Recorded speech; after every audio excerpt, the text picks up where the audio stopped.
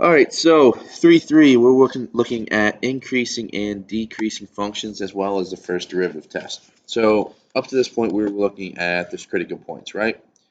Looked at the critical points. We found them. We found the derivative, set it equal to 0, found the critical points, plugged them back in. So we knew something was happening there. And then whenever we plugged it back into 1, we were able to tell whether it was a max or min, right? Now, here's the problem with the way we did it is you only find whether it's the overall max or the overall minimum. Okay, so what's going to happen sometimes, I'm just going to try to find a place to draw. So what will happen sometimes, say that this is our function here. Looks kind of like this. Um, Actually, I don't do that. Let's do this. Okay, so that's a decreasing function of the entire thing, right? If we would do intervals, we'd have here and here. So my left-handed one's going to be my max, right-handed one's going to be my min, right? Now in here, it looks like here and here would probably be critical points. Are those local maxes? Are they local mins? Are they what we call points of inflection? We just don't really know because by what we did the last time, we get that this was the max, this was the min. Okay, but it's these changes in curvature, these high points, low points. Even too, if I have this and back to here, all right, this would be a local min. We talked about that. It's the minimum at that point, but just when we plug this stuff in, it wouldn't be anything for us because this value would be lower. You guys see what I'm saying? So otherwise, there's critical points we're finding them. We're just finding them and kind of discarding them half the time. So that's what we're going to do now. We're still going to find those critical points. Now we're going to be able to identify them more so what they're actually doing. Okay, so the first thing we're going to do is look at whether they're increasing or decreasing, and use that to find then whether they're relative maxima, minima, or something like that. So a function is increasing on the interval with two numbers.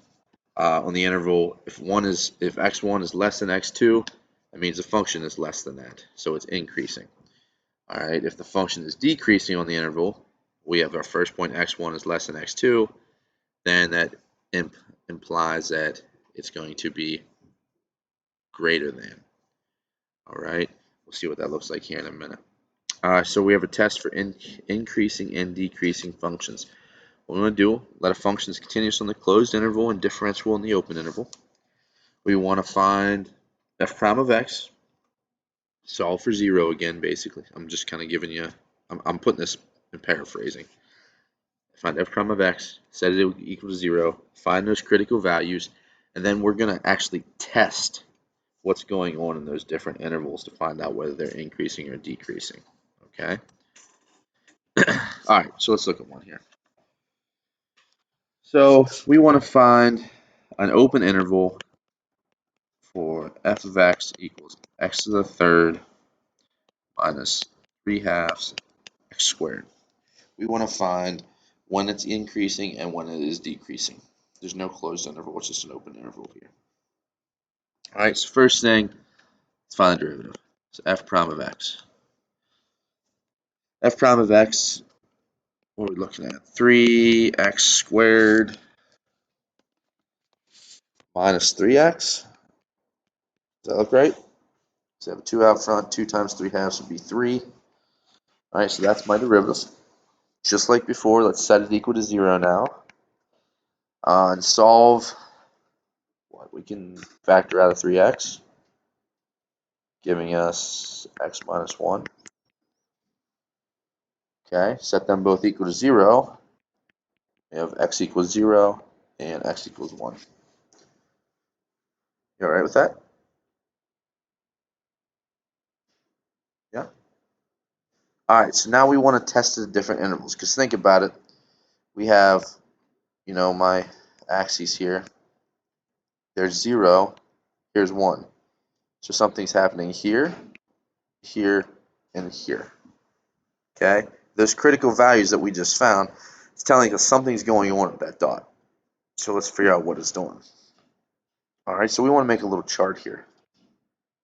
we have three intervals. 1, 2, 3. Okay, so, and then what this is going to be, this is going to be my interval. I'm going to pick a test number in that interval to see what's going on. I want to know the sign of the function in that interval, because based on increasing and decreasing functions, if the sign of it is greater than 0 or less than 0, that'll tell us whether it's increasing or decreasing. And then we also are going to have a conclusion. Okay?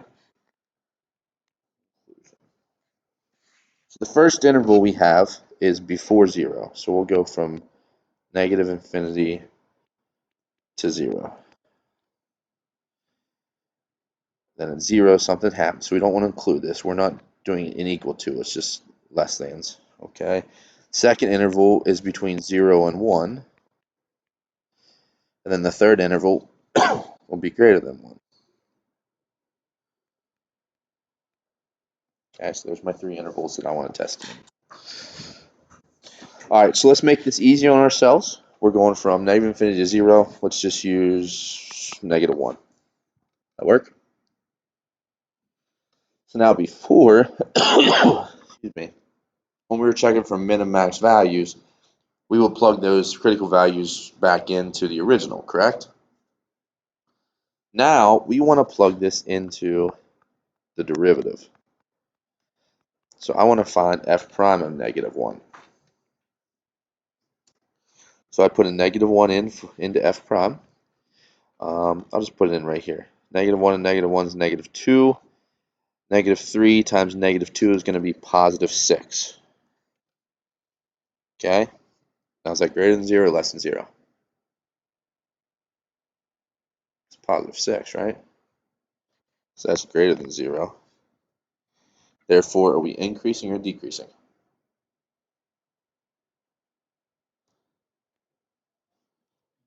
Increasing. Right here.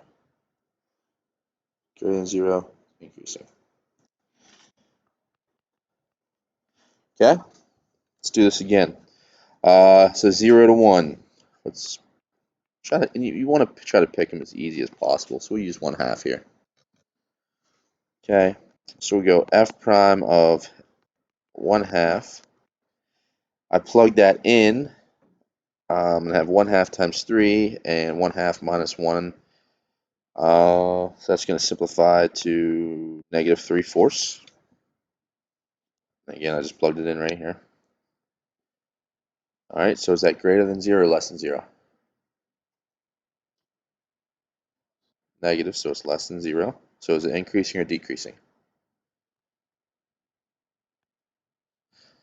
Good, decreasing. All right. Last one, we need something from 1 to infinity. Again, let's pick a simple number. We use 2. Now I'm looking for f prime of 2.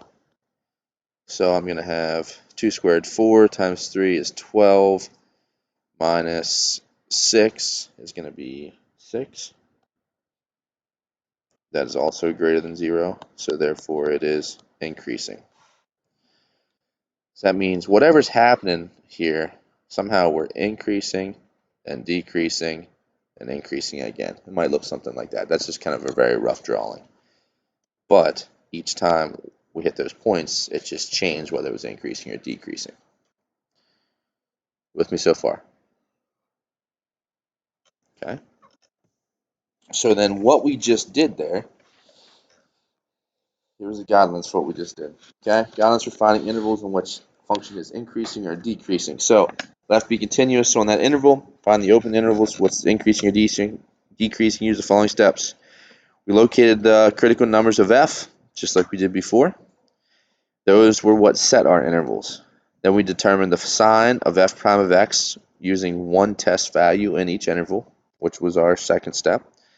And then by theorem 3.5, if it was greater than 0, it's increasing, less than 0, it's decreasing.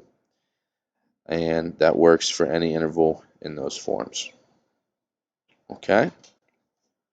So that leads us into what is called the first derivative test. So everything we just did still holds. Okay? We still want to find whether it's increasing or decreasing. So the first derivative test, we're still just going to use what was happened here. But what the first derivative test does is one of three things. One, if it changes from negative to positive, then there's a relative minimum there. If it changes from positive to negative, there's a relative max. And if it's positive on both sides or negative on both sides, then it's neither a minimum or a maximum. So we have essentially four things that can happen. All right, if I have something that looks like this, okay, we changed from negative to positive, okay, because evaluating at these points is finding our tangent line, right? If that's the case, is this point going to be a minimum or a maximum? Minimum, okay? So that would be a relative or a local minimum. If I have something like this, here was my critical point. I was positive first, and then it turned negative. Then that will be a relative max. The ones that are tricky is when everything's the same, because here I have this. So right here is a critical value, most likely. This side's positive. This side's positive. The same aspect, we have this. Here's a critical point. This is negative. This is negative. If I draw my tangent lines at those points. So both of these would be neither a max or a min, because on each interval it's staying the same. Okay, we're negative in one interval, the next interval after we're still negative or positive, and then it's positive, we have neither a minimum or a maximum value there.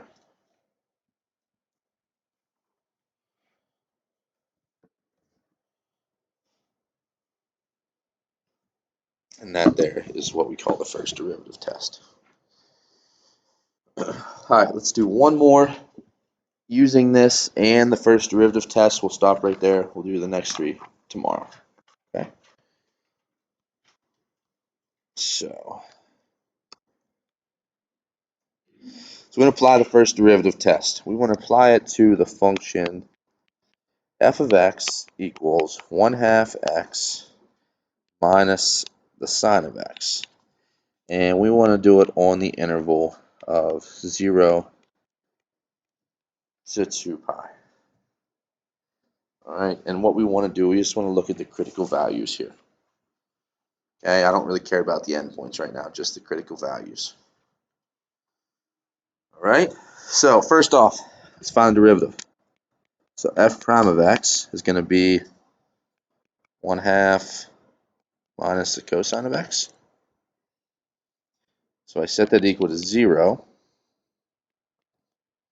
So I have cosine x is equal to 1/2. Now back to our unit circle days. You guys remember when cosine of x is equal to negative 1/2? Don't have it right now. I'll help you out because we're slow on time. On the unit circle, it will be at pi over 3 and 5 pi over 3.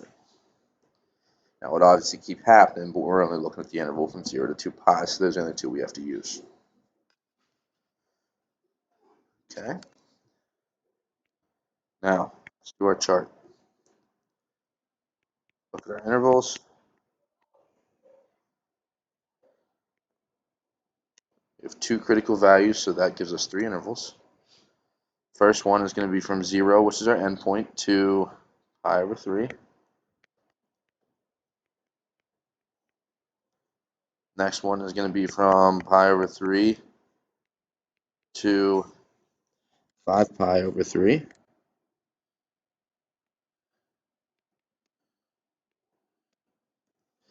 And the last one is from 5 pi over 3 to 2 pi.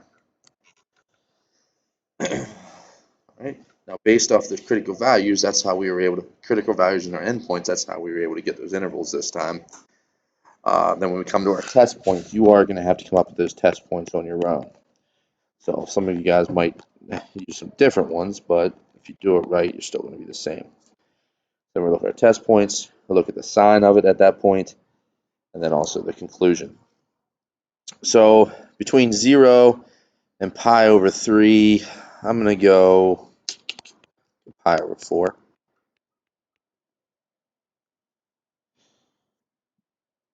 So now I want to find f prime of pi over 4. Plug it in to this right here. Okay? Plug it in, simplify. You're going to get a negative number.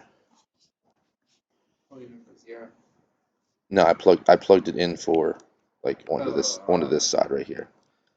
Okay? So I'd have 1/2 minus the cosine of pi over 4. You're going to get a number less than 0. I don't really care what that number is. I just care whether it's positive or negative. So that's why I didn't even evaluate it the whole way. All right? It's going to be less than 0. So less than 0, therefore it is decreasing. Next one, I need something between pi over 3 and 5 pi over 3. I'll use pi here. So then I'm going to have f prime of pi is going to be, I plug that in, it's going to be greater than 0. That's going to be a positive number. Therefore, that one is increasing.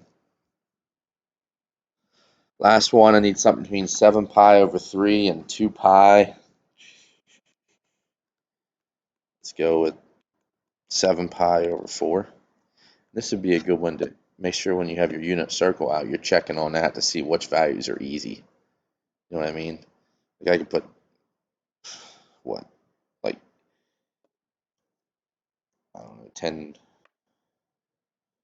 11ths pi or something like that. But if it's not on the unit circle, it doesn't help me. You know what I mean?